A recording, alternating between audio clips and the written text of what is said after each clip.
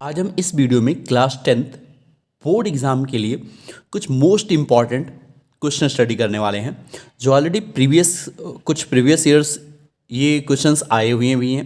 जैसे ये पहला क्वेश्चन जो लिया और ये किस चैप्टर से हम पढ़ने वाले हैं, एप्लीकेशन ऑफ ट्रिग्नोमेट्री से। तो ये पहला क्वेश्चन जो लिया मैंने ये 2017 में, 19 में और 22 में आया हुआ है, यानी 1 ईयर गैपिंग के साथ आया हुआ है। अब 22 में आया था, 23 में आया नहीं है, तो इट मीन्स 24 में आने की प्रोबेबिलिटी है इसकी। क्लियर। और ये जो क्वेश्चन आता है 5 मार्क्स का आता है। कितने मार्क्स का? 5। तो ये क्वेश्चन क्या है, कह रहा है क्लिफ का मतलब होता है चट्टान, समझ लो। तो कह रहा एक 150 मीटर, ऐसे याद रहे जब भी आप एप्लीकेशन ऑफ ट्रिग्नोमेट्री स्टडी कर रहे हो तो इसके लिए डायग्राम बनाना आपको आना चाहिए। तो कह रहा 150 मीटर हाइट की कोई एक चट्टान है और ये जो मैंने बनाया ये क्या है, ये आपका बेस है। बेस मीन्स क्या, यानी आप अर्थ मान सकते हो इसको। और ये पूरी 150 मीटर क्या थी, क्लिफ थी। अब कह रहा है यहाँ से, ये यहाँ ऊपर बैठा हुआ है, वहाँ से एक बोट को देख रहा है जो इस चट्टान से यानी क्लिफ से दूर जा रही है, जिसका एंगल 60 से कितना हो जा रहा है, 45। और डिप्रेशन मीन्स क्या होता है, यानी हमेशा याद रहे जैसे इंसान को यहाँ बैठा है तो जब वो नीचे देख रहा है, मतलब यहाँ बैठा है वो, तो सपोज कर लो एक पॉइंट ये, जब यहाँ देख रहा है यहाँ, तो ये एंगल कितना बनेगा, 60। तो इसको डिप्रेशन एंगल कहते हैं। तो स्टूडेंट ये और ये पैरेलल माना जाता है, तो ये 60 होगा, तो अल्टरनेट इंटीरियर एंगल से ये भी कितना होगा, 60 होगा। क्लियर। अब दूसरी चीज कह रहा है ये क्लिफ है आपकी, ये जो है आपकी क्या है, क्लिफ। अब कुछ देर बाद ये जो एंगल 60 था, 60 से क्या कह रहा है, हो जा रहा है 45। तो सपोज कर लो अब यहाँ पहुँच जा रहा है, तो ये एंगल अब मैं दूसरे कलर से बना दे रहा हूँ, ये एंगल अब आपका कितना हो गया, 45। क्लियर, ये हो गया 45। तो डिप्रेशन की बात करें तो इतना एंगल कहा जाएगा 45। लेकिन ये लाइन और ये लाइन पैरेलल होती है, इसलिए अल्टरनेट इंटीरियर से ये 45 एंगल हो जाएगा। सपोज कर लिया जो क्लिफ है वो ए बी है और ये जो पॉइंट था सी था और ये है डी। तो इस क्वेश्चन में ये कहा गया है कि 60 से यानी सी से लेकर डी तक जाने में कितना टाइम लगा है। यहाँ टाइम जो दिया है वो कितने मिनट दिया हुआ है, 2 मिनट लगा हुआ है। क्लियर। अब आपको यहाँ ये पता करना है कि जो बोट थी, ये यहाँ ये बोट थी, बोट यहाँ से यहाँ आई, तो इस बोट की स्पीड क्या है, और वो भी मीटर पर एच मीन्स आर, मतलब पर घंटे बताने हैं आपको। क्लियर। यानी 1 आवर में, 1 घंटे में, 1 घंटे में कितना मीटर हो जाती है वो बतानी है। तो एक बात समझ लो कि स्पीड इजकल टू क्या लिखते हो, डिस्टेंस अपॉन टाइम, ये फार्मूला होता है। तो देखो यहाँ से सी से डी का डिस्टेंस आपको पता हो जाए तो टाइम तो पहले से पता है, बस सिर्फ और सिर्फ डिस्टेंस पता करना है। तो आइए हम यहाँ अब कुछ रूल्स फॉलो करते हैं। ट्रिग्नोमेट्री के लिए हमने आपको पहले भी वीडियो में बता रखा है कि जैसे ये एंगल है, तो इस एंगल के सामने ये तो 90 आपका, इस एंगल के सामने ये, तो ये क्या कहलाएगा, ये परपेंडिकुलर कहलाएगा। और ये जो आपका होगा क्या कहलाएगा, बेस। क्लियर। तो हमें डीसी निकालना है, तो आ जाओ पहले हम ट्रायंगल ए बी सी में लिखते हैं। तो मैंने लिखा in triangle A B C. अब एक बात याद रहे, P B P upon H H B, ये याद रखना होगा आपको। क्लियर। देखो ये है हाइपोटेनियस, 90 के सामने वाला ये होता है हाइपोटेनियस। यहाँ इसकी कोई ज़रूरत ही नहीं है, तो मुझे ज़रूरत है सिर्फ P और ये बेस की। ये समझ में आ रहा है ना, क्योंकि हाइपोटेनियस की यहाँ कोई ज़रूरत है ही नहीं, मुझे ये डिस्टेंस निकालना है। तो जब देखो ये आपका साइन कहलाता था, याद रखना होगा आपको इसको, और ये आपका क्या कहलाता है, कॉस। और जिसमें P/B, जिसमें H आता ही नहीं है, वो क्या कहलाता है, टैन। तो यहाँ कौन सा एंगल लोगे, टैन लोगे, क्योंकि मुझे ये क्यों पता करना है ये भी समझ लो।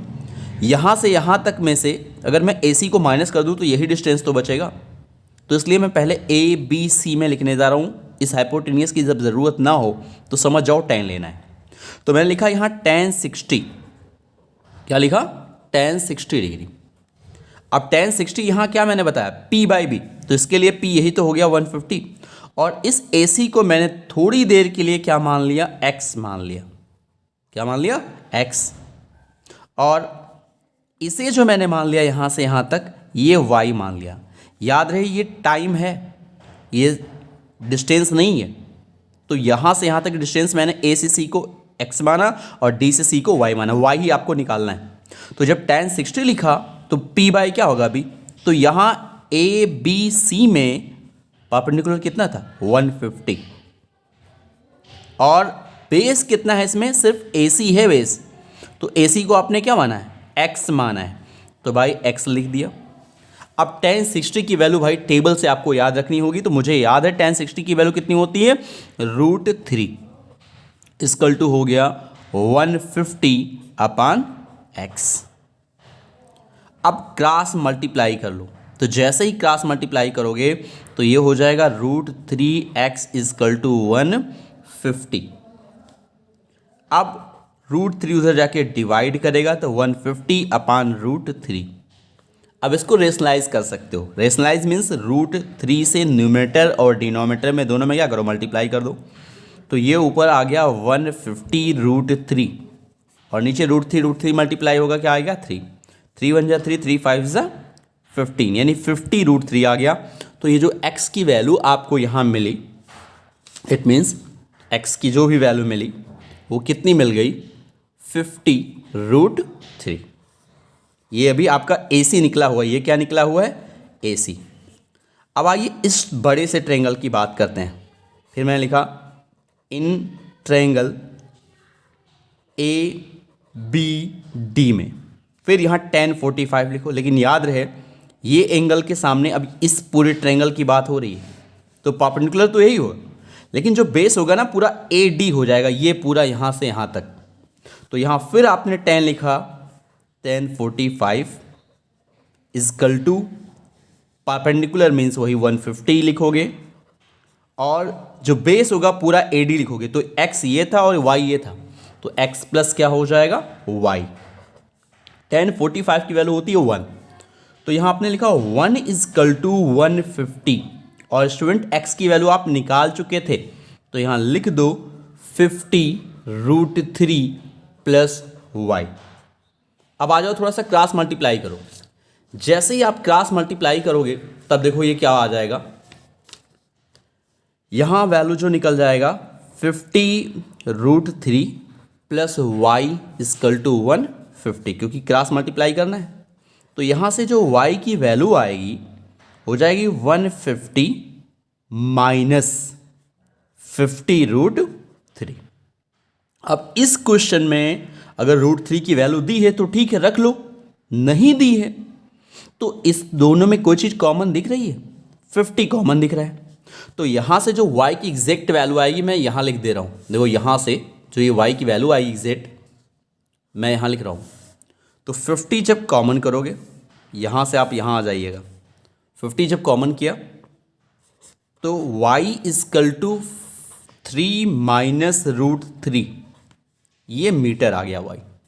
अब जब जो मैंने शुरुआत में फार्मूला लिखा था स्पीड जब आपको निकालनी है, तो देखो C से D तक जाने में डिस्टेंस आपने निकाल लिया y की वैल्यू क्या आई है, y लिख दिया आपने, और यहाँ टाइम कितना लगा था, 2 मिनट लगा था। लेकिन यहाँ h में बताना है, किस में बताना है, h में।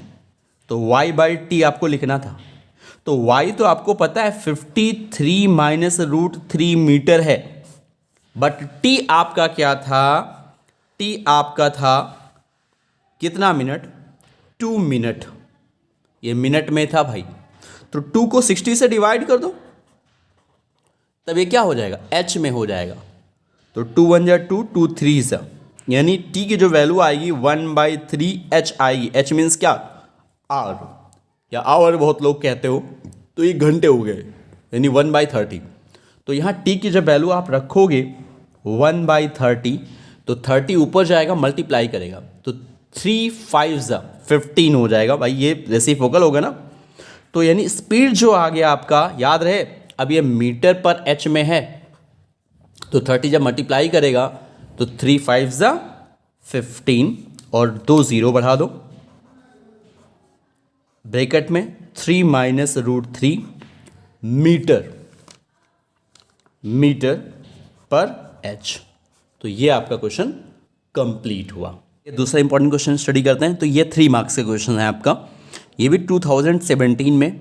अब जैसे हर एक क्वेश्चन भाई नहीं आ सकता उसमें बोर्ड एग्जाम में, कभी 2 मार्क्स का, कभी 3 मार्क्स का, कभी 5 मार्क्स का। तो इसके पहले जो भी क्वेश्चन बताया वो 5 मार्क्स का, 17 में, 18 में और 21 में, ये भाई 3 ईयर में क्वेश्चन आया है 3 मार्क्स के लिए। तो आइए देखते हैं क्वेश्चन क्या कह रहा है। लैंग्वेज वाले क्वेश्चन में मैंने बताया आपको कि बस आप पहले डायग्राम बना लो तो काम कंप्लीट हो जाता है, यानी आप क्वेश्चन कर लोगे। तो इस क्वेश्चन में कहा गया है कि 7 मीटर कोई हाई बिल्डिंग है। पहले तो भाई बेस बना लो, ये आपका सपोज कर लो क्या है, ये बेस है, और एक मैंने 7 मीटर हाई एक बिल्डिंग बना ली।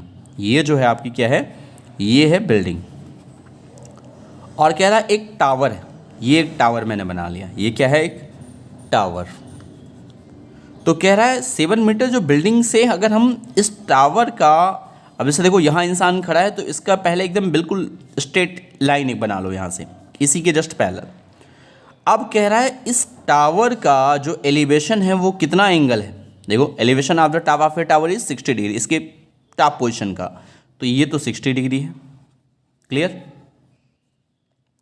और उसके फुट का जो होगा डिप्रेशन, यानी इसका फुट कहाँ है, ये यहाँ है, तो इसका डिप्रेशन एंगल यहाँ से कितना है, ये है भाई 45। ये तो आपका इसके पैरेलल हो गया, ये है 45। चलो मैंने इसको टावर को ए बी मान लिया, ये बीच वाला पॉइंट सी मान लिया, और इसको पी क्यू मैंने मान लिया, किसको, बिल्डिंग को, और ये टावर है आपका। अब इसमें पूछा क्या गया है, find the height of the tower, इस पूरे टावर की हाइट पूछी गई। तो एक बात पहले समझ लो, अगर ये पी क्यू 7 सेंटीमीटर है तो ये तुम्हारा बी सी भी कितना होगा, 7 सेंटीमीटर होगा। तो मैंने ए सी को एच मान लिया, क्या मान लिया, इस ए सी को यहाँ से यहाँ तक मैंने क्या मान लिया, एच मान लिया, क्लियर। तो पूरे जो टावर की यहाँ जो हाइट होगी क्या आ जाएगी, यानी यहाँ लिख दीजिएगा हाइट ऑफ टावर, ये एच माना है और ये 7, एच प्लस 7 हो जाएगा आपका। तो सबसे पहले आपको पी भी निकालना पड़ेगा, तो इसको मैंने एक्स मान लिया। तो अगर ये एक्स है तो ये भी आपका कितना होगा, एक्स ही होगा। तो आज हम सबसे पहले इस ट्रायंगल की बात करते हैं क्यू सी बी की। क्यों, अगर मुझे एक्स पता हो जाएगा तो मुझे फिर ये हाइट एच भी पता हो जाएगी। तो सबसे पहले काम क्या करते हैं, देखो इस ट्रायंगल में क्या इस हाइपोटेनियस का कोई यूज है, नहीं है। तो मैंने अभी पिछले वीडियो में बताया ये आपको, या उसके पहले क्वेश्चन में भी बताया कि P B P upon H H B लिखते हो, तो ये पी बाई बी लिखना है, तो ये tan होता है, क्योंकि इसमें हाइपोटेनियस का यूज ही नहीं है। 90 के सामने ये 90 है, इसके सामने हाइपोटेनियस है, तो हाइपोटेनियस का मतलब ही नहीं है, तो पी बाई बी लिखना है, मतलब tan लोगे। तो आपने लिखा in triangle Q C B, Q C B tan 45। तो P क्या है, देखो ये एंगल है, तो इस एंगल के सामने कौन सी साइड आती है, BC आती है, और ये तो हाइपोटेनियस से मतलब नहीं है, बेस ये QC आपका हो गया अपान QC। तो tan 45 भाई याद रखना पड़ेगा, ये 1 होता है, और BC की वैल्यू आपकी 7 दी ही थी, और QC आपने x मान रखा है। क्रॉस मल्टीप्लाई करोगे तो x की वैल्यू कितनी आ गई, 7 मीटर आ गई। यहाँ तक क्लियर। अब x की वैल्यू जब आपको मिल गई तो अब तो आसान हो गया, क्योंकि मुझे ए भी पूरा तो पता करना है, h पता हो जाएगा, आप फाइंड आउट कर लोगे। अब इस ट्रायंगल की बात करते हैं, AQC की बात करते हैं। तो जैसे ही अब आप लिखोगे कि इन ट्रायंगल AQC, देखो इसमें भी ये एंगल 60, ये आपका 90 के सामने इससे कोई मतलब ही नहीं, यहाँ भी tan का भी यूज़ करो, तो आपने लिखा tan 60 इजकल टू, अब 60 के सामने परपेंडिकुलर कौन है, AC, और बेस आपका क्या है, QC, मतलब x, या QC एक बार लिख दो। तो AC आपका h था और QC कितना था, x। tan 60 की वैल्यू जो होती है स्टूडेंट √3 होती है, एच ऐसे ही रहने दो। एक्स की वैल्यू आप यहाँ निकाल चुके हो, कितना 7। तो यहाँ जो एच की वैल्यू आ गई 7√3 मीटर आ गई। तो जो टोटल हाइट हो जाएगी वो आपकी क्या थी, height of tower, h plus 7 लिखना था आपको। तो h की वैल्यू क्या आई है 7√3 प्लस 7, 7 दोनों में कॉमन कर लो तो √3 प्लस 1 मीटर आ गया। ये किसकी हाइट आ गई, इस पूरे टावर AB की आ गई। कभी कभार √3 की वैल्यू स्टूडेंट दी रहती है, तो √3 की अगर वैल्यू दी है तो आप लिख दिया करिए, नहीं दी है तो कोई बात नहीं, आप यही आंसर छोड़ दीजिए। कुछ मोस्ट इंपॉर्टेंट क्वेश्चन आपके इस चैप्टर से हम नेक्स्ट वीडियो में आपको प्रोवाइड कराएंगे।